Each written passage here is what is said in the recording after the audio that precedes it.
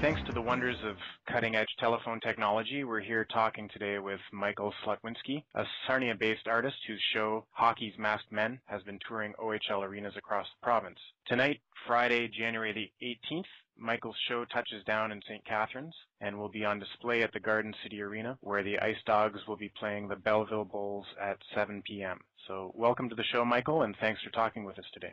Yeah, thank you for having me. First off, at a very general level, can you tell us a bit about the show and the inspiration behind it? Well, I worked on these paintings from October till November, and the inspiration behind them actually began as an art project. I was a student at the University of Guelph taking studio art, and I had to paint something old and something new. So I chose to do hockey masks because, well, every Canadian loves hockey. It's something a lot of people can relate to. And I chose an old-style goalie mask of Jerry Cheevers.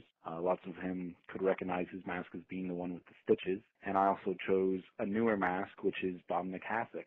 And everyone loved these masks so much that they asked me if I would do more, or, people were throwing money at me, so I decided I would do a whole series of these, and it grew into this thing. I thought I should go on tour, and I've taken it into all the OHL arenas across the province. It's been wonderful.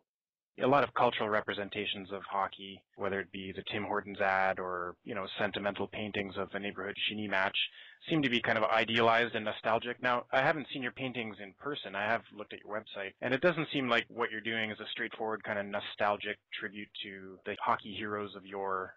I don't know if you care to comment on that, like how you're wading into these kind of representations of hockey in our culture. Yeah, it's funny. Currently, I'm working on a painting of the golden goal from the Olympics that Sidney Crosby worked on, so that might be seen as sentimental. But as for the Hockey's Masked Men series, they're definitely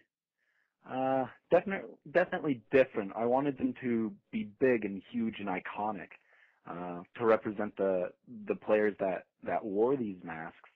People grew up listening to them on the radio, watching them on the television screens. I have these old-timers coming up to me all the time telling me how that was their favorite goalie, whichever one they saw. So I really wanted you to focus on the mask, which is why I blew it up to such a large scale. They're really impressive pieces of art themselves, even before I painted them. The reason that I saw your works as not simply replaying a kind of nostalgia was partly related to the effect of the mask. Masks can have a kind of forbidding or unnerving quality to them. They conceal identity. They're associated with serial killers thanks to films like Friday the 13th.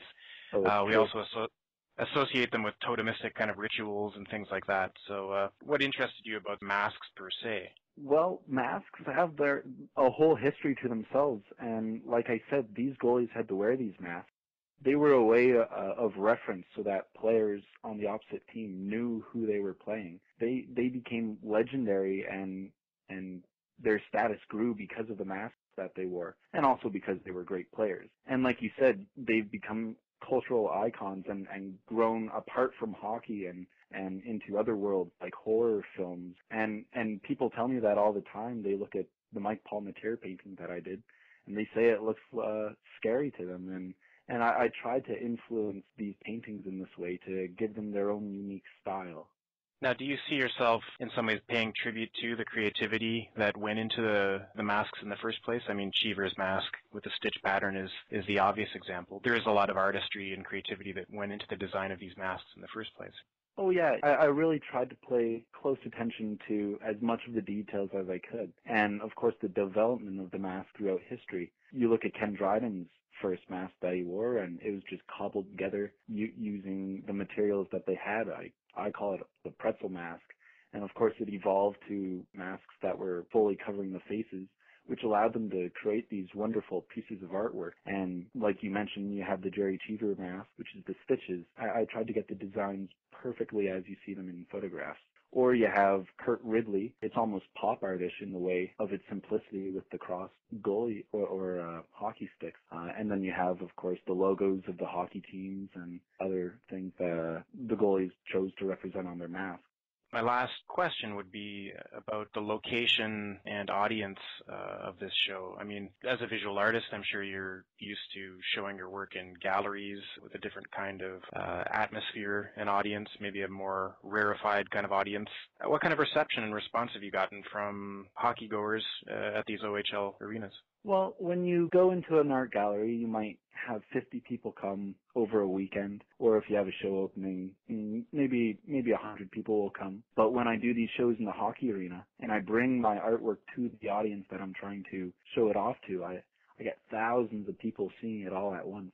The response has been overwhelmingly fantastic for me. I couldn't ask for more, and everyone thinks it's a great idea that I've brought these to the hockey arenas so that they could see them. It definitely hits the market that I'm trying to show them to. I try and bring these them to the arenas for free so that the real hockey fans have the real chance to see them. Okay. So like I said, tonight, Friday, January the 18th, the show is touching down in St. Catharines at the Gatorade Garden City Arena at 7 p.m. Where does the show go from here? In February, I'll be in Brampton. Other than that, I'm still working on other updates for this tour. It's kind of an ongoing thing where I'm going back and forth with different contacts. I've been already invited back this year to Sarnia, and then next year for all these hockey teams again. It's the hopes that I'll be invited back to create this into an annual event where I can come back year after year with a whole new set of goalie masks in my series. Because there's just so many masks and players that I can cover, so many different designs, and even the same players played for different teams and changed their goalie masks. So there's a whole lot of opportunity for me to do more artwork for people to come see. So if people want to learn more about you or your work, where can they go? www.slotsartstudio, and slots is spelled S-L-O-T-S, and then artstudio.com. Feel free to email me to chat with me if you like. I've got prints, canvas prints, they're quite nice, and I love to do other art. I hope people see that I don't just do sports art. I love landscape and watercolor and drawing and everything else too. Okay, well thank you, Michael Slutwinski, for joining us today. Thank you, yeah. And we'll check in with you again sometime. Excellent.